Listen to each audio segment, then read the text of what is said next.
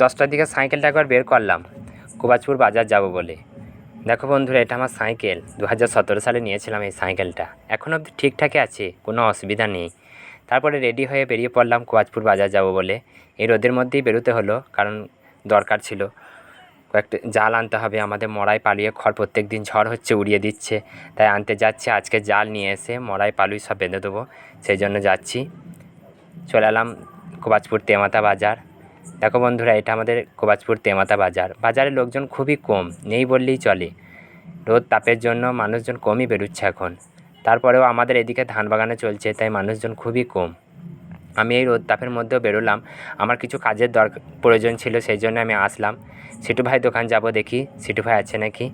তারপরে গিয়ে তো দেখছি সিটু ভাই নেই, ও গেছে মাল আনতে, দোকান বন্ধ করে দিয়েছে। আমাকে ফোনে বললো যে সন্ধ্যের দিকে এসে তুমি জাল নিয়ে যাবে। আমি কয়েকটা পাইপের জন্য বলেছিলাম, ছাদে লাগাবো জামা কাপড় মেলার জন্য, তাই পাইপ 3টেও এনে রেখেছে। ও বললো নিয়ে চলে যাবে, তাই আমি নিয়ে যাব। এবং পাইপগুলো খুব বড় সাইজ করে কাটতে হবে। তপন দাদাদের কাছে নিয়ে চলে গেলাম পাইপগুলো। তপন দাদাদের মিস্ত্রি ভাইয়েরা আমার পাইপগুলো খুব তাড়াতাড়ি কেটে দিল মাপ করে।